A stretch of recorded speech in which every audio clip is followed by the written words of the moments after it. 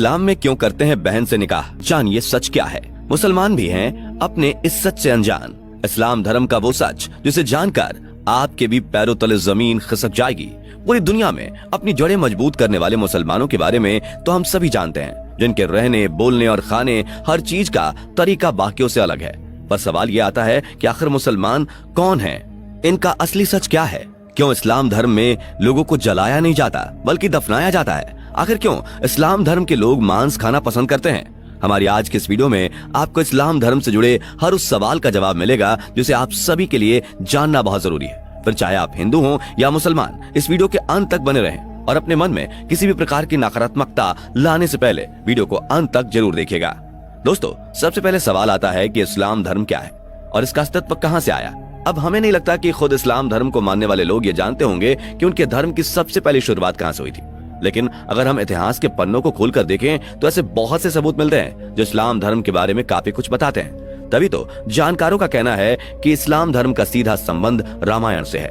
रामायण के युद्ध के दौरान भगवान राम और उनकी सेना ने सभी राक्षसों का वध कर दिया था, लेकिन सिर्फ सूर्पनखा का वध नहीं किया गया था। उसकी नाक और कान काट कर छोड़ दिया गया था, जिसके बाद सूर्पनखा अपना चेहरा कपड़े से छुपा कर रखती थी। अपने भाई रावण की मृत्यु के बाद सूर्पनखा अपने पति के साथ शुक्राचार्य के पास गई और जंगल में उन्हीं के आश्रम में रहने लगी। रामायण के युद्ध के बाद राक्षसों का वंश खत्म न हो जाए, इसलिए राक्षसों के गुरु शुक्राचार्य ने शिव जी की आराधना करी और शिव जी प्रकट हो गए। भगवान शिव ने अपना स्वरूप शिवलिंग शुक्राचार्य को देकर कहा, जिस दिन कोई हिंदू इस शिवलिंग पर गंगा जल चढ़ा देगा उस दिन राक्षसों का नाश हो जाएगा। तब तक के लिए जो राक्षसों का वंश है वह इसी से चलता रहेगा। भगवान के दिए हुए शिवलिंग को शुक्राचार्य बिल्कुल सुरक्षित जगह पर रखना चाहते थे ताकि कोई भी हिंदू उस तक पहुंच न जाए। इसलिए शुक्राचार्य ने डर की वजह से शिवलिंग को हिंदुओं से दूर रेगिस्तान में स्थापित कर दिया। इसलिए लोगों द्वारा कहा जाता है कि मक्का मदीना में शिवलिंग मौजूद है, जिस पर अगर कोई हिंदू गंगा जल चढ़ा देगा तो पृथ्वी पर मौजूद सभी मुसलमानों का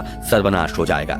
लेकिन एक्सपर्ट्स इन बातों को बेतुका और बकवास बताते हैं। उनका कहना है कि ऐसा कुछ भी नहीं है, परंतु अगर हम पौराणिक कथाओं की माने तो ये वही शिवलिंग है जिसे शुक्राचार्य ने हिंदुओं से बचाए रखने के लिए रेगिस्तान में छुपाया था। और इसी कारण कोई भी हिंदू मक्का मदीना के अंदर प्रवेश नहीं कर सकता, क्योंकि अगर किसी हिंदू ने अंदर मौजूद शिवलिंग पर गंगा जल डाल दिया तो सूर्पनखा के वंशजों की अंतिम घड़ी आ जाएगी। अब कई लोगों को ये बात बकवास लग रही होगी, पर हम अगर कड़ियों को जोड़कर देखें तो उस समय सूर्पनखा अपना चेहरा ढककर रखती थी। वो परंपरा आज भी उसके वंशज पूरी तरह से निभा रहे हैं। आज भी इस्लाम धर्म को मानने वाली महिलाएं अपना चेहरा ढककर रखती हैं। तभी तो इस दुनिया में एक बहुत बड़ी संख्या में लोग मुसलमान को सूर्पनखा का वंशज कहते हैं। अगर गौर किया जाए तो राक्षसों के गुरु शुक्राचार्य ने इन्हें वरदान दिया था। इसी कारण मुसलमान खासतौर पर शुक्रवार के दिन को कुछ ज्यादा ही महत्व देते हैं। अगर ये सारी बातें सुनने में आप सोच रहे हैं कि इस्लाम धर्म पैदा कैसे हुआ, तो जनाब सबसे पहले तो हम आपको यह बता दें कि इस्लाम कोई धर्म नहीं बल्कि एक मजहबी दिनचर्या है। यहाँ पर मजहब का मतलब होता है अपने कबीले के गिरोहों को बढ़ाते चले जाना,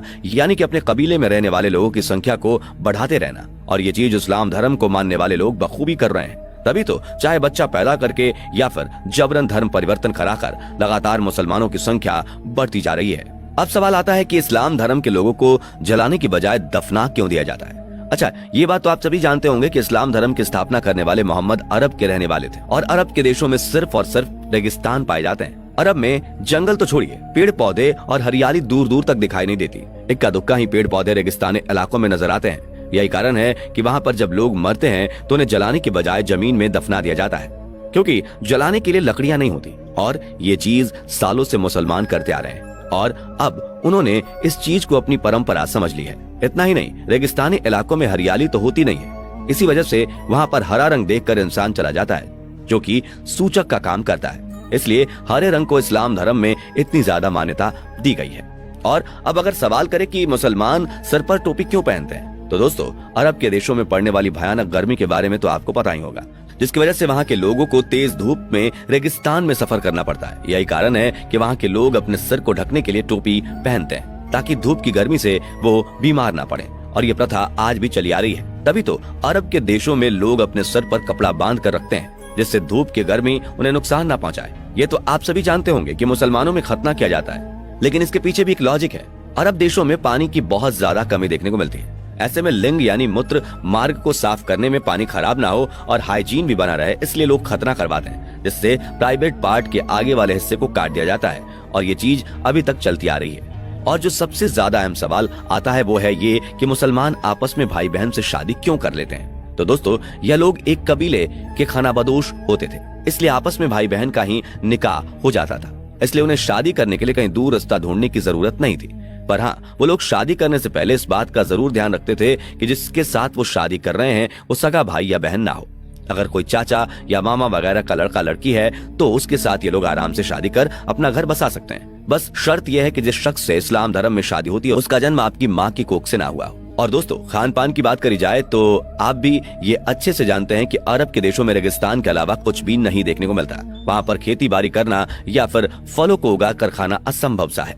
इसी वजह से वहाँ के लोग जानवरों को मारकर अपना भोजन बनाते हैं और वही परंपरा आज तक चलती आ रही है। अब हालात बदल चुके हैं, लोग गेहूं, आटा, चावल भी खरीद सकते हैं, लेकिन फिर भी सालों से अपनी परंपरा को निभाते हुए वो लोग ज्यादातर पुराने समय की तरह ही जानवरों को मारकर खाना पसंद करते हैं। लेकिन वो खाने के लिए जिस जानवर को मारते थे उसे कुर्बानी का नाम दे देते थे, जिसके मुताबिक अगर जानवर की कुर्बानी करी गई है तो उस जानवर को अल्लाह के नाम पर मारा गया है, ताकि जानवर की हत्या का पाप उनके सर पर न आए। धीरे धीरे यह प्रथा बढ़ती चली गई और अब तो इस एक त्योहार के रूप में भी मुसलमान मनाते हैं। मुसलमानों के कबीले की संख्या को अधिक से अधिक बढ़ाया जा सके, इसलिए कबीले में एक आदमी को 4 शादियां करने की इजाजत। अब अगर इन सारी बातों पर गौर किया जाए तो इससे ये चीज साफ हो जाती है कि इस्लाम कोई धर्म नहीं बल्कि एक कबीला है, जिसे सिर्फ जनसंख्या बढ़ाने के लिए बनाया गया है। और इसके जो नियम है वो इनके सिद्धांत नहीं बल्कि इनकी दिनचर्या है। जिस तरह वातावरण इन्हें मिला उसी हिसाब से इन लोगों ने जीना शुरू कर दिया और आज भी वातावरण और आसपास का माहौल बदलने के बावजूद ये लोग उसी तरह से अपनी जिंदगी बिता रहे हैं। दोस्तों, हमने आपको इस्लाम से जुड़ी जितनी भी बातें बताई वो सारी सच्ची हैं। तभी तो आज इस्लाम धर्म को मानने वाले लोगों की जनसंख्या लगातार बढ़ती जा रही है, जिस पर